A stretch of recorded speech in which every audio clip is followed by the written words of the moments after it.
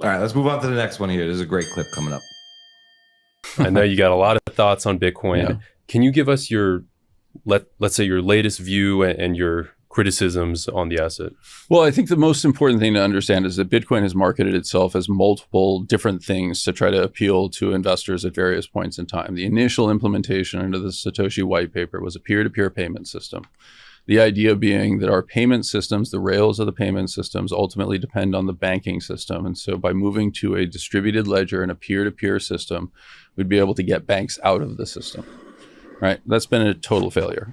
There are almost no real transactions that are occurring in Bitcoin. We have tons of transaction activity in speculative markets trading Bitcoin, but the actual quantity of retail transactions or peer-to-peer payments that occur over the Bitcoin network are remarkably small. And I'm sure every Bitcoiner out there can tell you the anecdote of, oh, I transferred $1,000 to somebody else, right?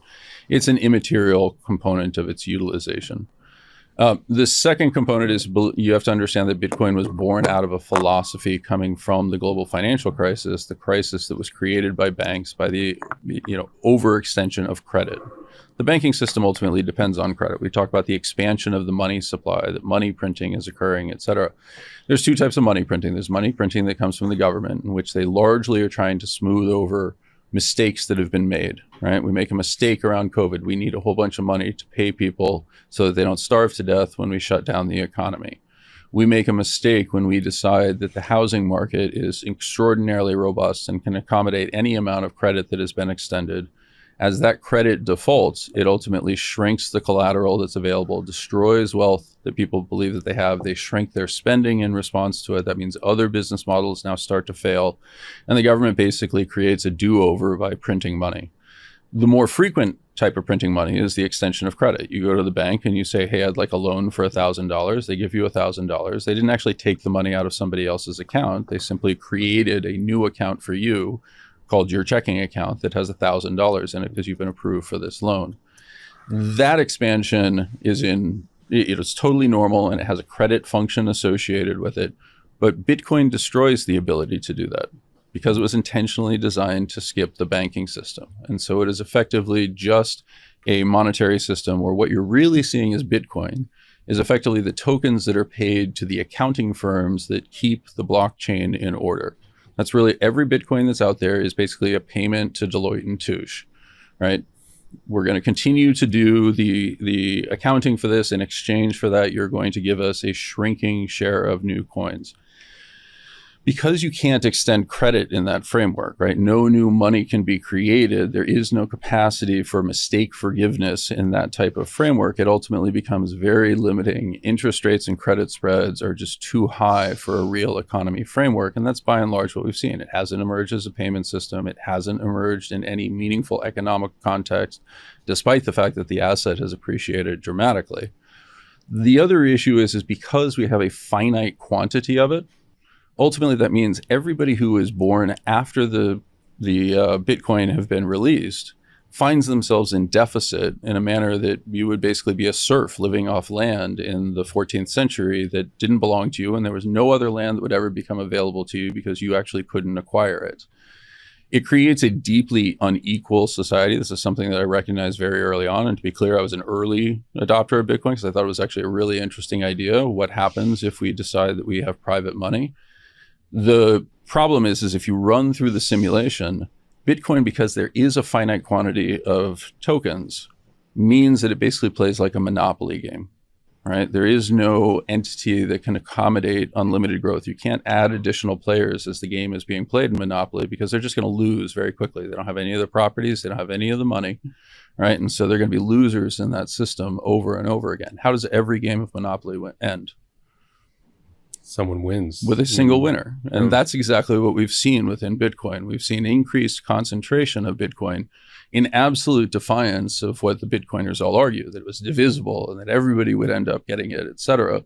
What we've seen is a Gini coefficient, that measure of inequality in the Bitcoin world, that is beyond anything we've ever seen in the real world, right? It's a system that ultimately collapses upon itself and locks people out. Far from democratizing access, it does the exact opposite. All right, who wants to respond to that criticism first? I got something. The biggest thing I really heard from him is the fiat apology, and it's a lot of framing the onus on Bitcoin, when really the onus on Bitcoin to provide positive outcomes, when one of the biggest benefits of Bitcoin is just avoiding the negative outcomes of fiat.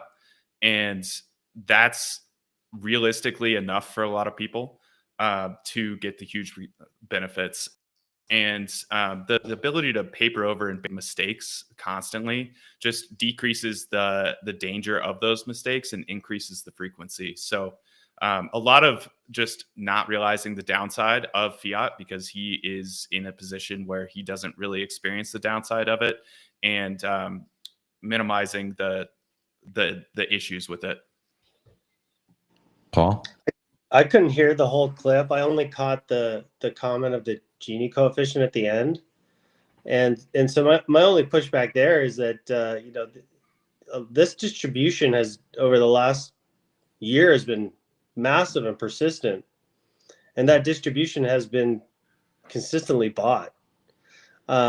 So when you see the central bank at the Czech Republic buying Bitcoin, you see the massive adoption that's spreading through Africa, where they don't care about volatility. They just want SaaS because it's so much better than fiat. Sovereign wealth, pension funds, etc., buying Bitcoin to help support their goals, to create a retirement for people in the United States, or to shore up the balance sheet of. I think Bitcoin is doing exactly the opposite of what he's talking about, which is distributing from the few early winners to the rest of the world that's going to be holding this asset for the long term. I didn't hear 90% of what he said, but knowing Mike, I'm sure it's relative to, dollars going to go up, bonds are going to go up, and everything else is going to die, and you better follow the old Wall Street game. So I don't know. I don't think he really brought the future of decentralized money. He was trying to throw some FUD or sort of discredit Bitcoin, but BitPain was on X, and he said, "Here is Mike Green, who famously refused to buy Bitcoin at $25 cost basis on the advice of his wife, dismissing the significance of a U.S. state buying Bitcoin at 85,000 cost basis because they only bought $10 million worth." Maybe he's just salty. Let's move on to the next one here. We got China. China's got a mining comeback here. They quietly reclaimed 14% of global Bitcoin hash power in October. Has the mining dragon truly awakened from its 2021 ban, and will cheap Chinese power catapult the next big bull cycle? Did they take it back? Did they take it back, or did they just finally disclose that they never got rid of it? I guess they got rising hash power. Okay. So I think they sort of reclaimed 14%. I don't know how high they were prior. But. I know there was around 10% not too long ago. So maybe it's about a 4% increase. Which is 40% on their own turf. Yeah. That's good. I mean, I think it's good for Bitcoin. I mean, the global hash wars are good for Bitcoin, right? Yeah, my first instinct was really, did it ever really disappear? I think they just moved it around. But what a what a resource, the electricity in China that is not being used for Bitcoin.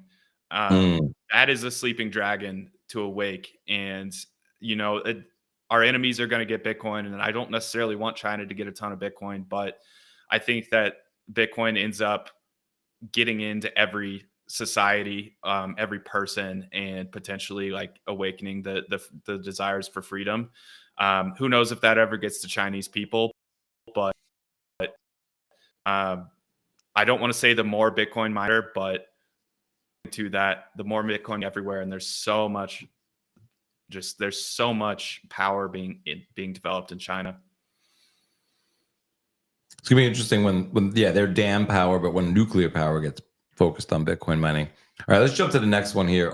Italy opens a pathway, for residency by you can You can now, Italy now grants investor visas for 250,000 stake in a Bitcoin-focused startup, and that's euros. Does this mark Europe's first real experiment in tying national residency rights to Bitcoin exposure, or just sort of a clever arbitrage on immigration law?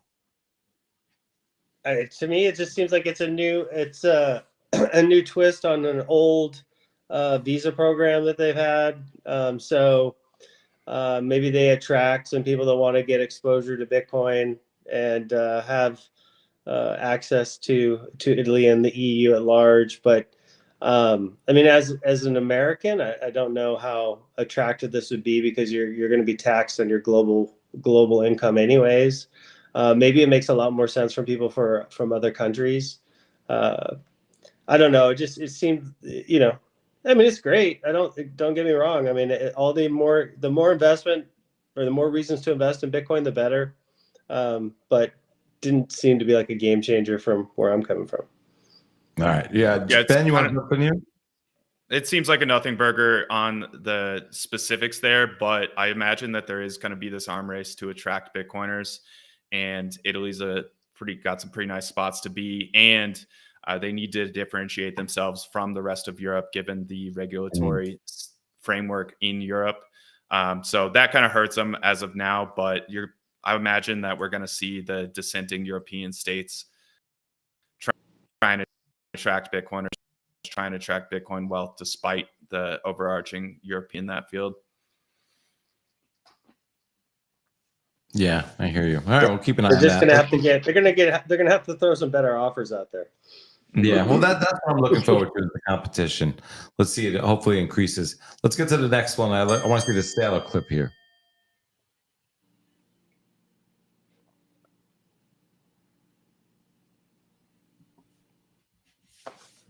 I don't hear it. Yeah, we don't have any sound. Sorry, I messed up.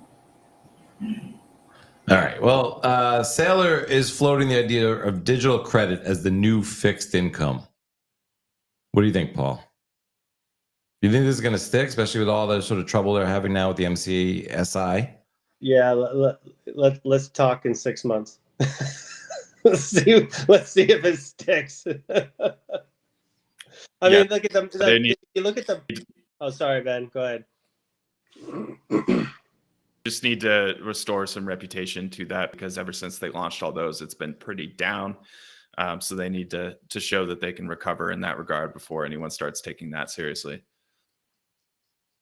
On a scale of 1 to 10, how much does strategy need, Bitcoin price to pump for this to all play out? More in the short term. I forget who did it on X, but there was a pretty good analysis, right? As to attract enough buyers into, I believe it's Stretch, they've got to keep raising interest rates, and if they keep raising the interest rate on Stretch into a falling Bitcoin price, you can get to a point where it looks pretty grim. Regardless of the fact that they don't have a lot of outstanding debt, right? So I think the price of Bitcoin going up is directly tied to Strategy's long-term ability to keep these perpetual credit offerings in good standing. Because it would, right now, right, he raises the interest rate to attract more interest in that security. That's all well and fine, but if he gets to the point where he has to pull some of those triggers to lower the interest rate, change the terms, then you could kill the reputation of that security. And is at any point is he not forced to sell, like liquidate, but to sell a little bit of Bitcoin to cover either expenses or show the market that he's sort of going to provide some. I mean, sure. There's things that could go wrong in the global economy, the financial sector, right? If you can't borrow at a cheap rate, if you can't issue the credit at lower rates and get any interest, it's there's everything's a possibility in these markets, especially going into the type of environment where you're basically having some sort of reset on the debt of the United States, whether you like it or not. So we'll see. all the time strategy bought, and everyone said, "Look, price didn't go up." And I Mhm. wonder how much, if strategy sold, how much actual impact it would have on the market. If they didn't tell anyone and they were selling. But let's say they told people they were selling, I bet market sentiment would turn Yeah, for dramatically. sure. So I think so too. I mean, you could get into a position where, this is one of the triggers and one of the fears that could really turn this bear market on, and maybe even signal the bottom. Right, every bottom of every bear market we've had, there's been a sacred cow that's been slaughtered. I hope it's not strategy, because I do believe in it, that he's trying to do something really cool. But somebody is going to get hurt, and that will be the sign that it's over. Everyone will be petrified and think Bitcoin is dead finally again. Yeah, I mean, you could see a potential path that would lead to some catastrophic outcomes. At A better least perspective that's the way I is think about it. a better perspective is about 180 degrees from where it is now in a year's time. okay, let's say in a year's time, Bitcoin is $145,000, right? And let's say that's October, and then come January, it's back down to 101. Are we having the same conversation, or are they just going to have the same balance sheet just times 0.25? You know what I mean? Or is it going to be in a different place for them completely? Like, at what point do they sort of break out of, like, what happens to Bitcoin price downward in the next 6 months, and is that a threat to strategy? Well, they need the volatility, correct? They can win up or down. It's obviously more beneficial for them to be up, but if we're talking about another year of up sideways to 150 for round numbers and then back down to 100, I'm seeing another consolidation event and another higher low that ultimately ends up being extremely bullish in the long term.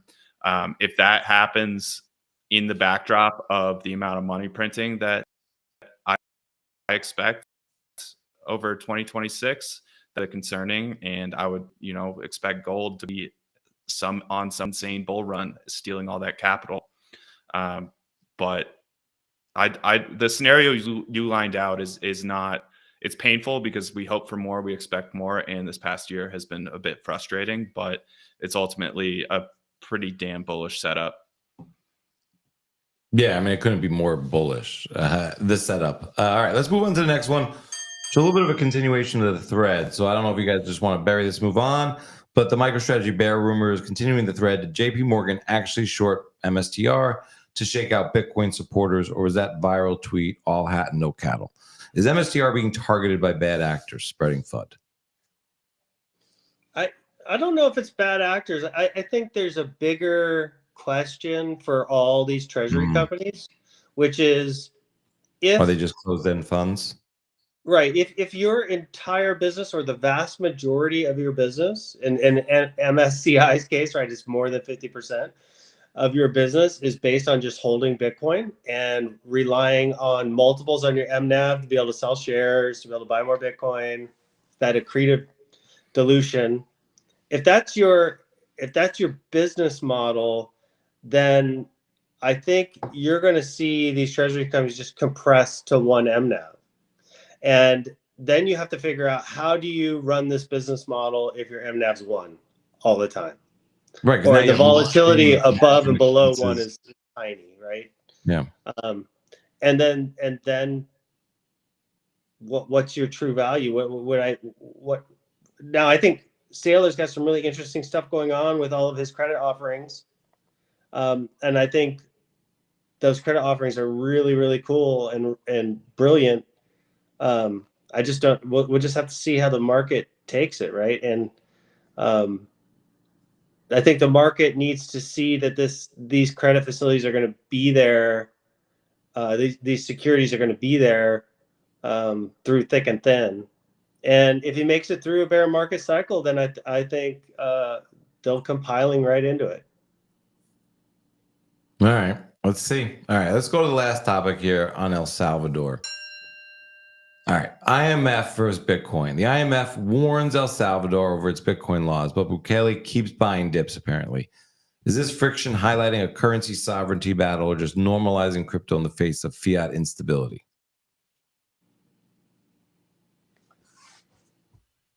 Thoughts? I don't know if he's buying Bitcoin. There's been some, is he moving it around? He's buying it, Cedric. He's buying Bitcoin. And He's how giving the material is IMF it? the finger. I don't know. He's working with the IMF. Sure. And he's buying Bitcoin. Anyone who's gone I mean, against the IMF. No one who's like, gone so against what the are IMF. they going to do? So let's say he keeps paying the IMF and he keeps buying Bitcoin. What are they going to do? Are they going to be like, we're just going to default on you even though you're paying your debt? Well, he's risking future financing. I mean, they are. It's quite a lifeline they're giving him, whether it's predatory or not. I mean, they're talking several billions of dollars or tens of billions of dollars. Who's the biggest contributor to the IMF? Who's the biggest contributor? Yeah, the states. Yeah.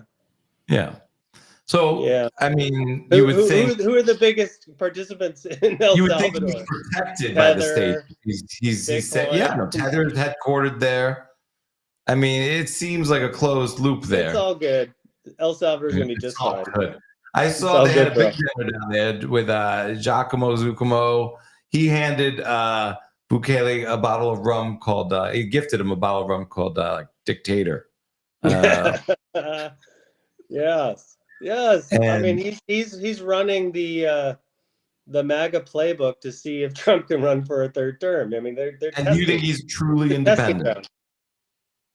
I think Bukele's truly independent? Yeah, and not protected by the states if he's going to go against the IMF here. Oh no, I think he's. Have you ever seen anyone? What? I think he has the blessing of the United States. I wouldn't say protected, but I think he's been blessed. I think so. Just like when Tether came out of those congressional hearings, and they were blessed. Tether bought a bunch of gold, Paul. What do you think? I'm sorry? Tether bought a bunch of gold.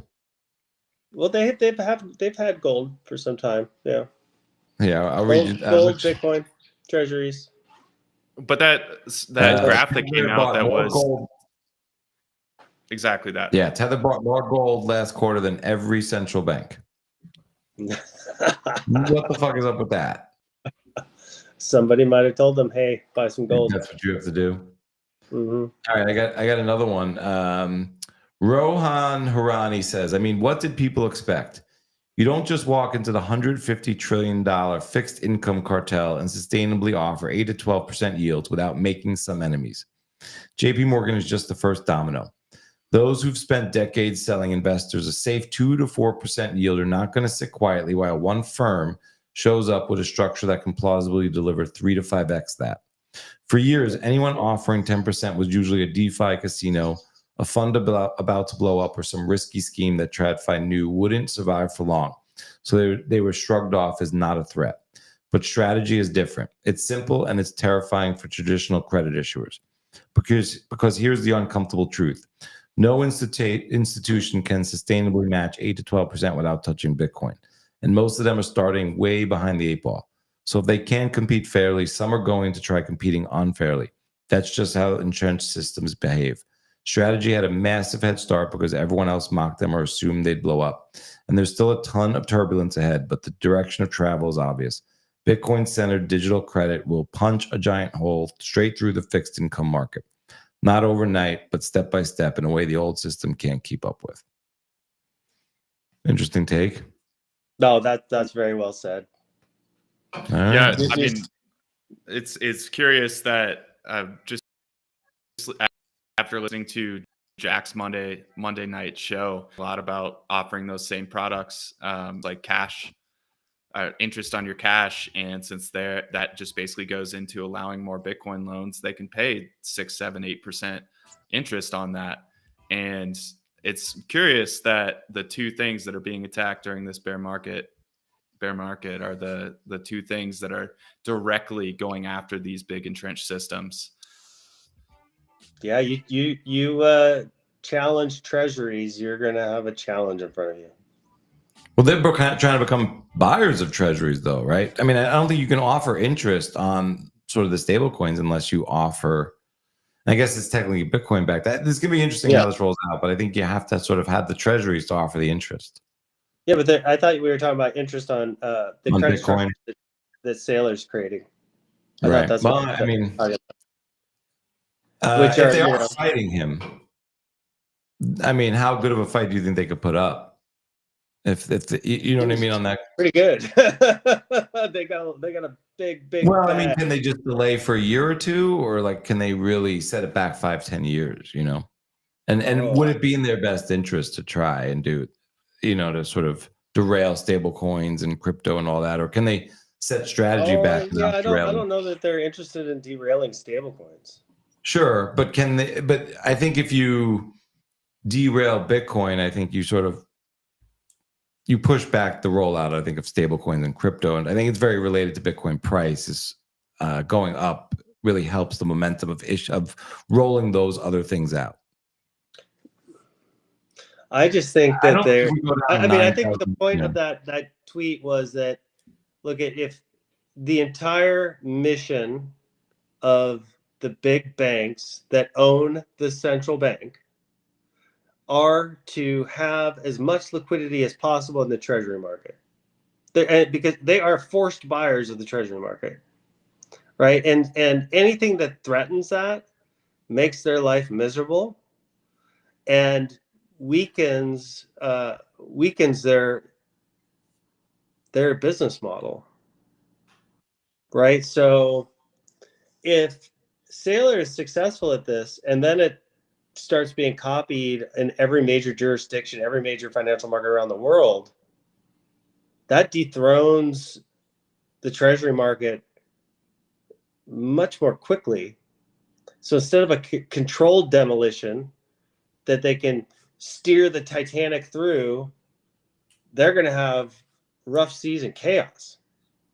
So I think they're going to fight it the whole time, regardless of Sailor's success or not.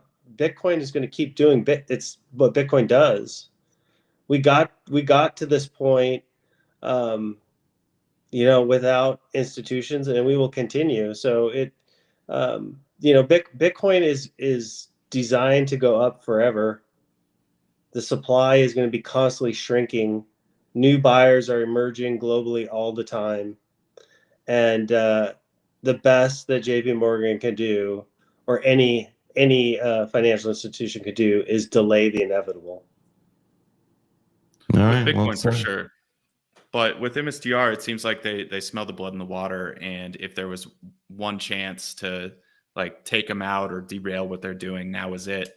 But if MSTR succeeds, makes it through this low period and really gets back, shows strength and shows resilience, it gets a lot harder to cut it out, to get it out of there. So this is their opportunity. And yeah, sure, MSTR was down a lot before this, back in the bear market, but they weren't offering these yield products. So it was just cute back then. And yeah, now it's something that could be existential risk. And it's Bitcoin really attacking the financial system head on as the best way to give the best way to give these the